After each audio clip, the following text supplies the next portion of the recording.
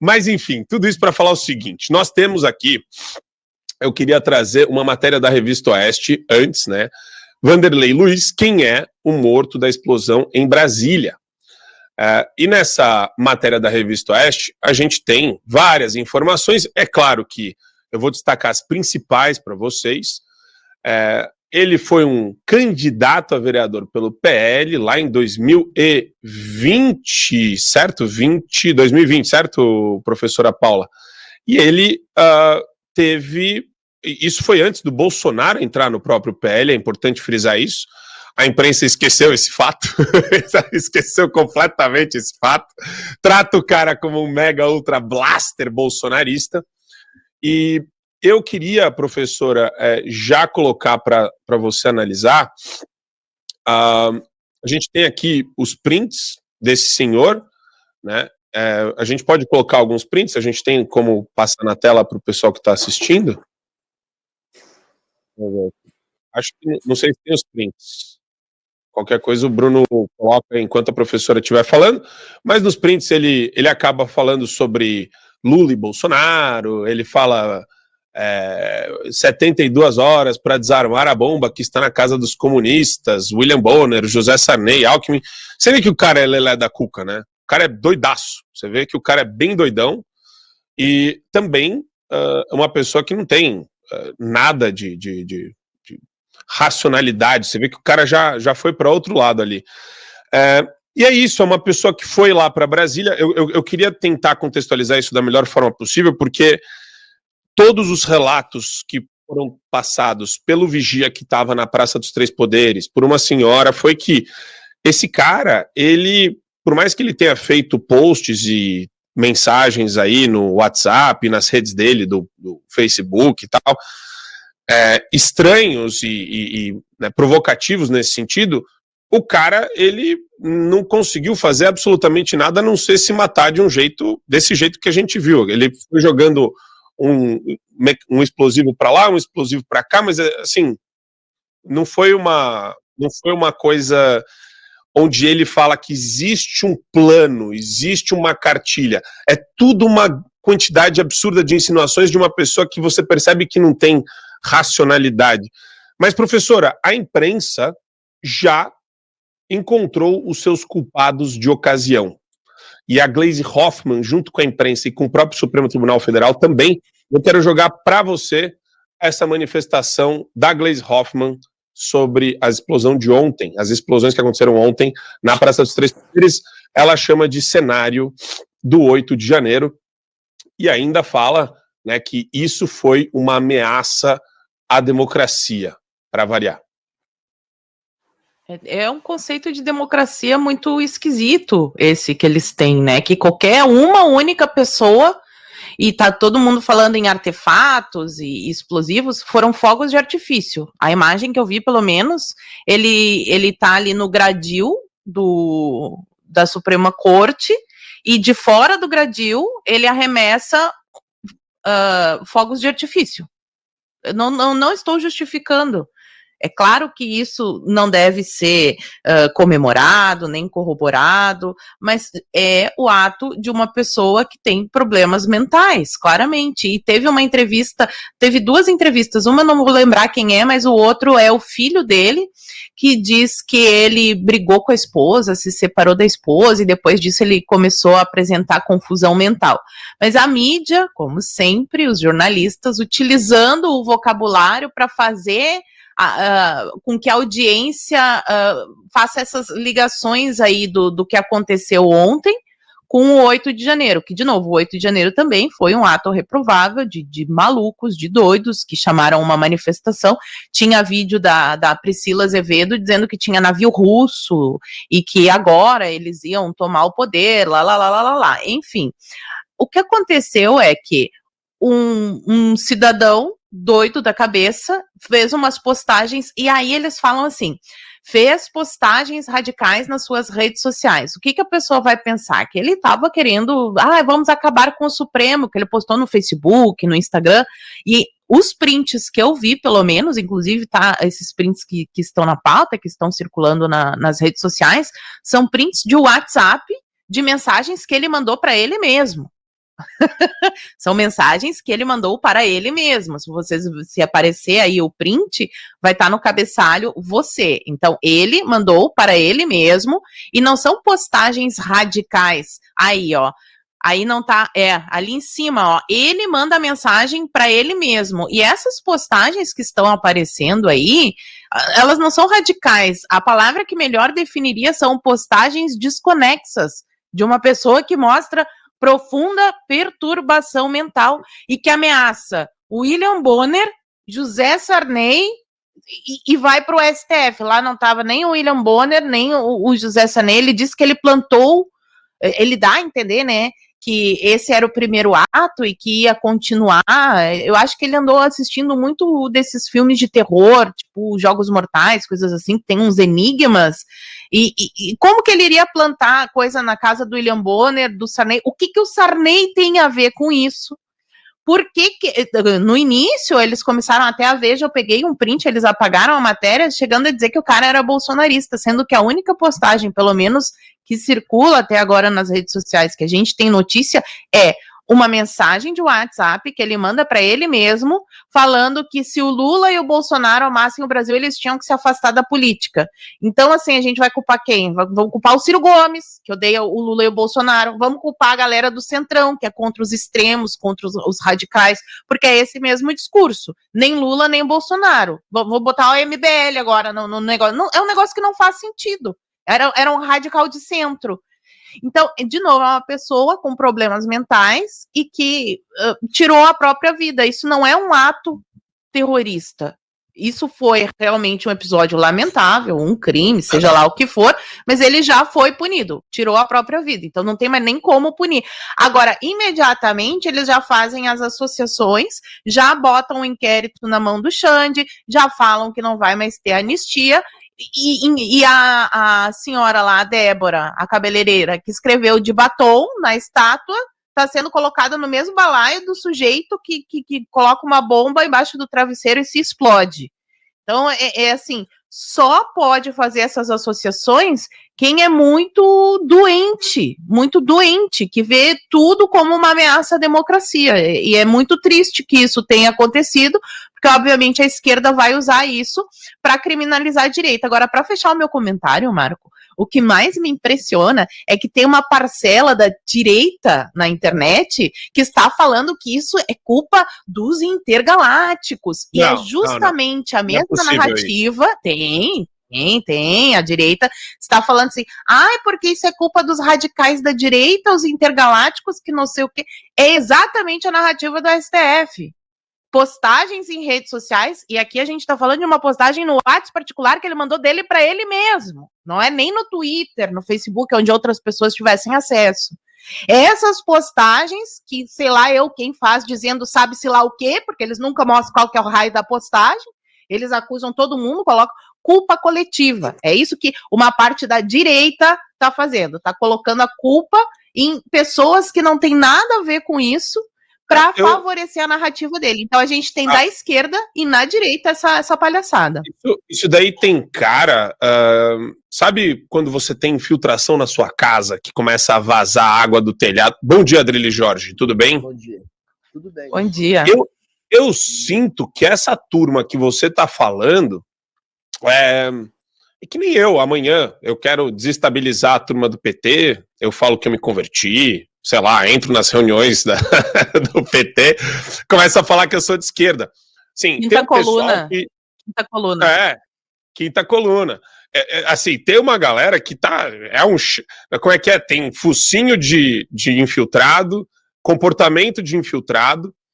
Essa turma fanática aí, idiota do Zóio Verde, que os caras não tem meia dúzia de like, é um puta bando de medíocre, mas eu percebo que eles chegam no ouvido de algumas pessoas que, enfim, eles não têm, não são relevantes a ponto de chegar no ouvido de algumas pessoas, e mesmo assim eles chegam.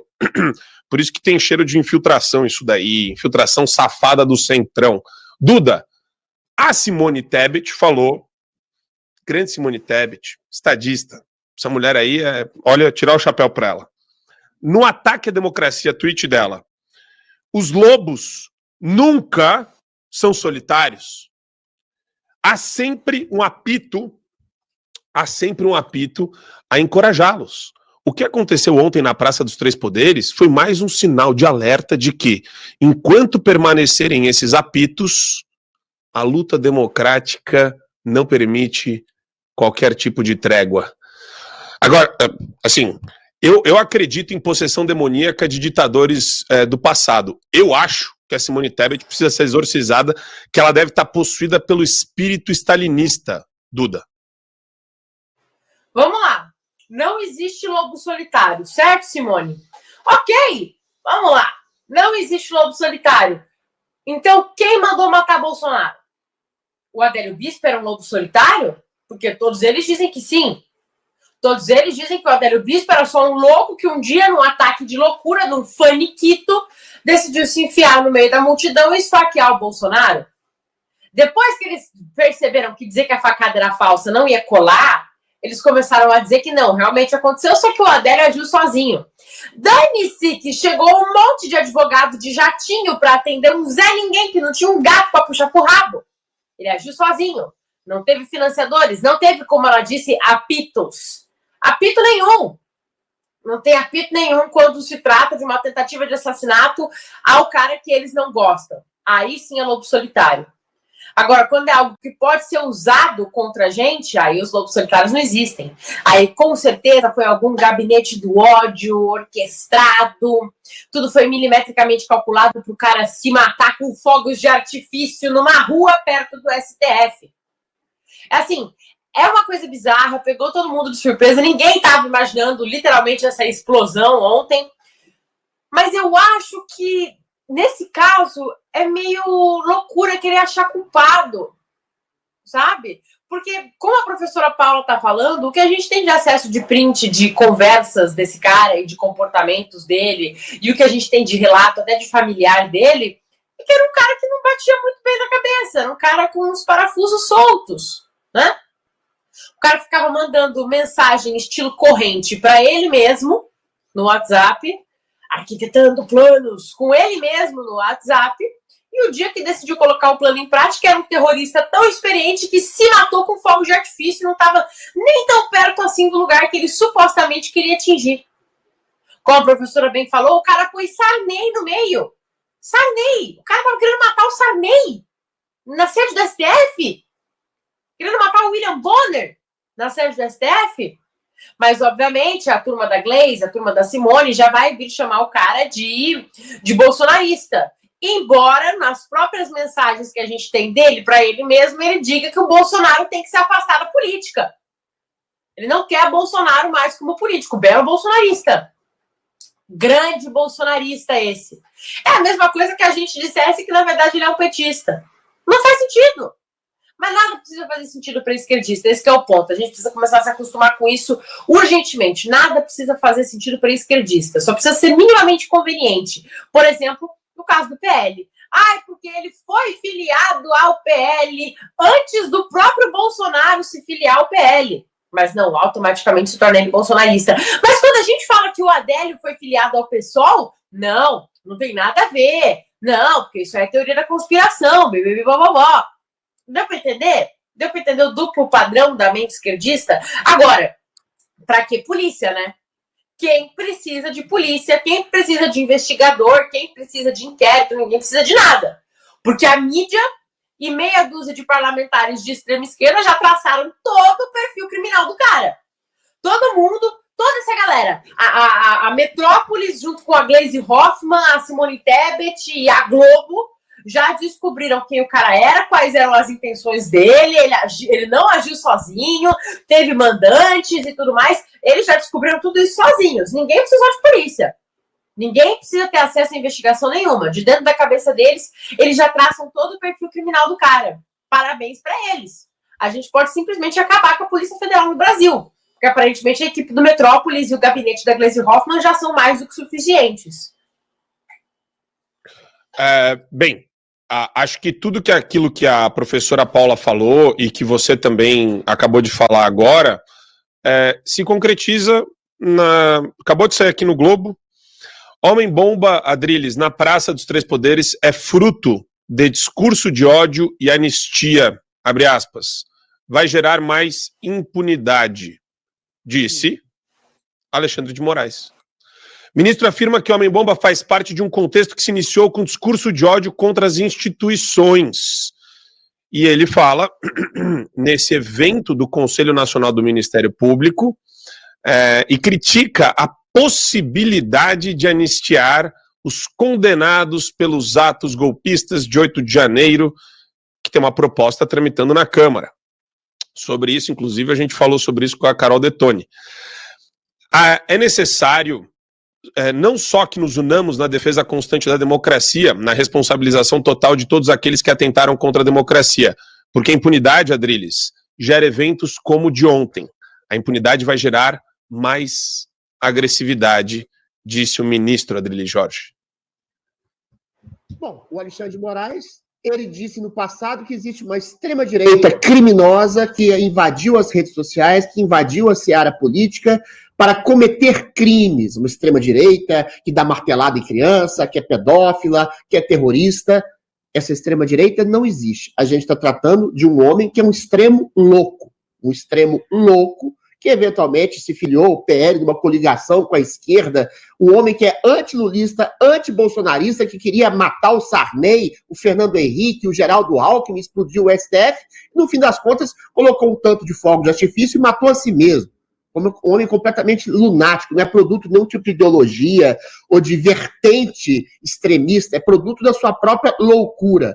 Agora, o que é produto de uma não loucura, mas de uma capciosidade intencional para sufocar, massacrar, prender, censurar um espectro político do país, a saber, o conservadorismo, está exatamente no seio do STF e na psique do senhor Alexandre de Moraes, que usam de qualquer argumento, de qualquer produto, de qualquer loucura pontual, de qualquer desespero de pessoas que viram de maneira absolutamente clara a justiça eleitoral entrando como um ator político, colocando-se a favor de um candidato em detrimento de outro, para estabelecer o fim da direita, o fim do conservadorismo, o fim do liberalismo cristão aqui no Brasil, essas pessoas ficam completamente aturdidas. Entraram no 8 de janeiro, erraram profundamente, dilapidaram e invadiram propriedade privada e são tratadas como golpistas. Outras pessoas, inclusive como eu, jornalistas, o Paulo Figueiredo, o Constantino, são exiladas, arrancam seu dinheiro, suas contas bancárias, por manifestarem uma opinião contra essa justiça eleitoral,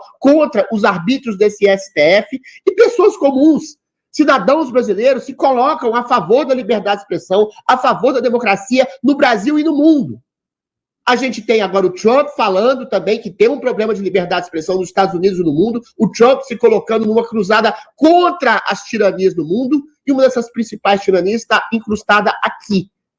Então, não é uma loucura do Alexandre de Moraes, não é uma loucura do STF, é uma atitude ideologicamente programada, poderosamente programada para sufocar a direita brasileira, para estabelecer o fim, praticamente, da direita brasileira. Mas o problema é que nas votações, nas agremiações, na população, esse espírito ainda está ativo. E é um espírito que tem, na face de um louco, a possibilidade dada pelo STF de sufocar esse espírito. Por quê? Porque tem ventos de liberdade vindo dos Estados Unidos, tem ventos de liberdade vindo daqui, ventos de liberdade de jornalistas, de pessoas, de cidadãos que estão cansados de ser perseguidos, estão cansados de ter suas vozes sufocadas. Então você tem a loucura pontual de um homem, você tem a loucura pontual ideopata de uma grande mídia, uma loucura orquestrada. Veja bem, você tem uma Rede Globo, as organizações Globo tentando estabelecer o recrudescimento de uma ditadura persecutória, o recrudescimento de uma perseguição. O Alexandre de Moraes tentando colocar por fim a anistia, derrubar a anistia. E assim, o impeachment dele, então, nem mais vai se falar.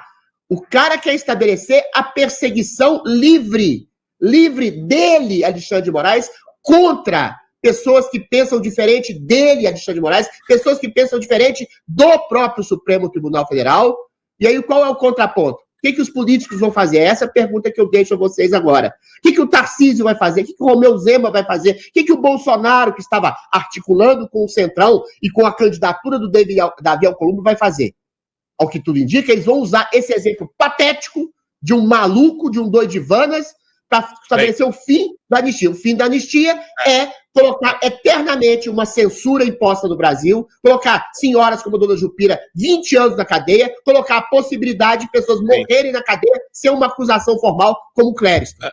Isso não é loucura, Marco Antônio Costa. Isso é capciosidade orquestrada, milimetricamente pensada para estabelecer uma loucura de derrubar a democracia no país.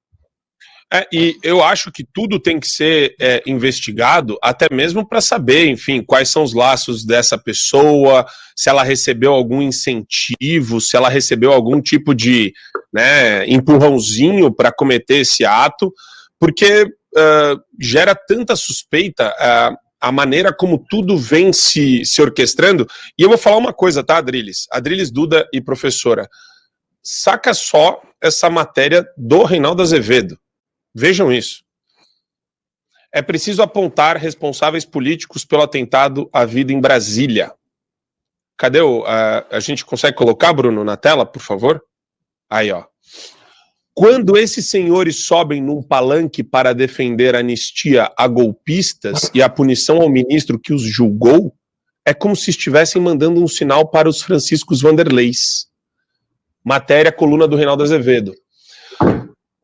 O que essa matéria tem em comum com o que o Alexandre de Moraes falou? O que essa matéria tem em comum com o que a Simone Tebet falou, né, do apito de cachorro? Todos estão falando a mesma coisa. Hoje a gente está enfrentando uma situação bizarra nesse país. Eu tenho batido muito nessa tecla. É muito difícil você olhar para essa concertação, você vê que o Gilmar Mendes já foi contra o PL da anistia, falou isso na cara. Falou isso, na cara não, né, tecnicamente. Fez reunião com o Rodrigo Valadares e depois falou isso, 2 dias depois falou isso numa entrevista. Que vai derrubar. Os ministros já deram todas as sinalizações de que se tramitar isso daí, se continuar tramitando, vai derrubar. Isso remete à nossa única saída para esse negócio, que é o impeachment do ministro Alexandre de Moraes e o começo de um freio de arrumação no Supremo, meu Deus do céu. Vocês querem ver o nível da delinquência que a gente está vivendo hoje? Isso eu estava ouvindo hoje de manhã, tá? Eu não tive tempo de mandar o vídeo dessa porcaria desse ICL, desse bando de doente mental, mas eu vou colocar nas minhas redes sociais. Escuta o que o Panúzio falou. Panúzio.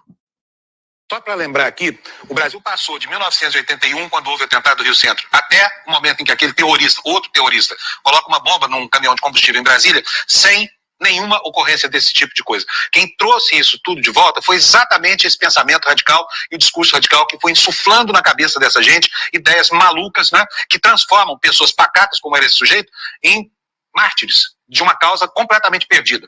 E é preciso lembrar aqui, eu quero reiterar isso, assim, o meu espanto diante da cara de pau desse sujeito, que é o chefe desse movimento terrorista do Brasil, chamado Jair Messias Bolsonaro, de tentar se prevalecer de um cadáver que ele mesmo produziu com a sua insuflação, né, com o insuflado ódio ideológico que ele vem fazendo ao longo dos tempos, e dizer aqui que, ao contrário do que ele pretende nesse documento canalha que ele assinou hoje, outro documento, segundo da semana, pacificação do país significa fazer aquilo que não foi feito em 79, punir quem se vale da violência para poder detonar a democracia brasileira, sabe? A pacificação do país só vai estar quando os outros Bolsonaros, as serpentes que estão sendo chocadas nesses ovos aí que ele colocou, espalhou pelas instituições brasileiras, quando isso tudo for exterminado. Com o quê? Olha o nível do discurso desse cara, do Panúzio. Isso daqui não é jornalismo, isso daqui não é ativismo, isso daqui é a essência. Vejam, ele chama o Bolsonaro de líder de movimento terrorista no Brasil. Ele fala em extermínio dos Bolsonaros. Isso daqui é o convite à violência que ele fala que o Bolsonaro fez, que nunca foi feito.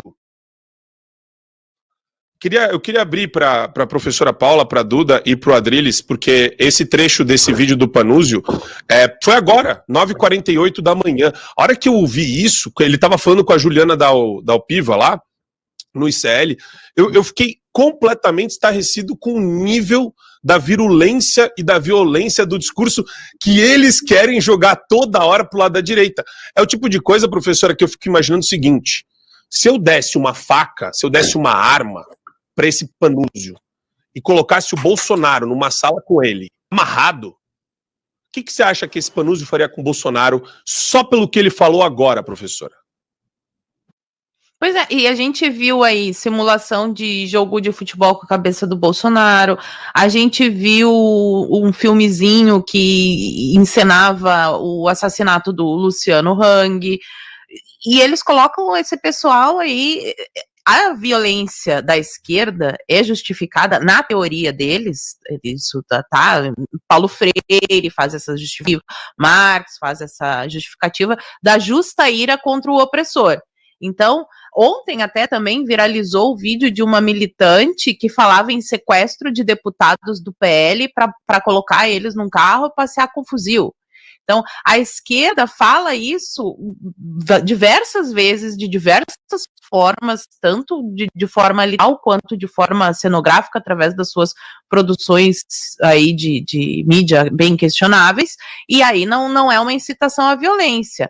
Agora, quando a gente vai para esses inquéritos do STF, que supostamente estariam investigando discursos de ódio na internet, as pessoas que são alvos desses inquéritos e que tiveram as suas redes derrubadas, falar aqui por mim e pelo Adrilles, que tivemos as nossas redes derrubadas, a gente nunca falou, eu nunca falei isso, eu acho que o Adrilles também não, nunca viu o Adrilles falar em explodir bomba, em fazer revolução, pelo contrário, se for no meu perfil, e tá tudo salvo lá no histórico, quando começaram as convocações para o 8 de janeiro, eu falei, não vão, parem com isso, vamos aqui discutir uma maneira de reverter o jogo, vamos nos organizar, vamos levantar lideranças para a próxima eleição, precisamos eleger vereadores, prefeitos, agora eu estou falando na eleição de 2026, porque é nisso que eu acredito, revolucionário, que quer destruir tudo, a gente sabe como é que acaba. Revolução Francesa, Revolução Russa, todo tipo de revolução onde entra uma turba que destrói, que guilhotina, que faz o que acontece, depois vem uma tirania ainda pior. Então, a maneira de resolver a tirania que a gente se encontra não é jogando bomba, não é fazendo manifestação e depredando prédio público, é através de um trabalho de construção, de conscientização, sempre foi isso que eu preguei, inclusive quando começou a invasão no 8 de janeiro, eu fui para a internet indignada, falando que isso daí só serviria para aumentar a repressão, como de fato foi. E mesmo assim eu tive minhas redes sociais derrubadas e sai a notícia no Jornal Nacional que eu tive minhas redes sociais derrubadas porque eu estava associada aos atos do 8 de janeiro, que é a mesma coisa que eles estão fazendo agora com este senhor, dizendo que o inquérito foi direto para a mão do Alexandre de Moraes, porque teoricamente tem que ser feito um sorteio, tem que ter toda uma imparcialidade, tem que ser investigado o que foi feito, não o que as pessoas imaginam que ele queria fazer, que até agora o que eu tô vendo é uma investigação do que eles imaginam que o cara queria fazer. Eles imaginam que o cara queria atacar a democracia. Primeiro, eles teriam que explicar o que é atacar a democracia.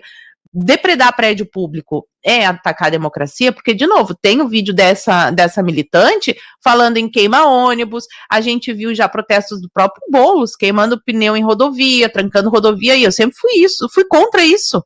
E aí eles colocam todo mundo no mesmo bolo.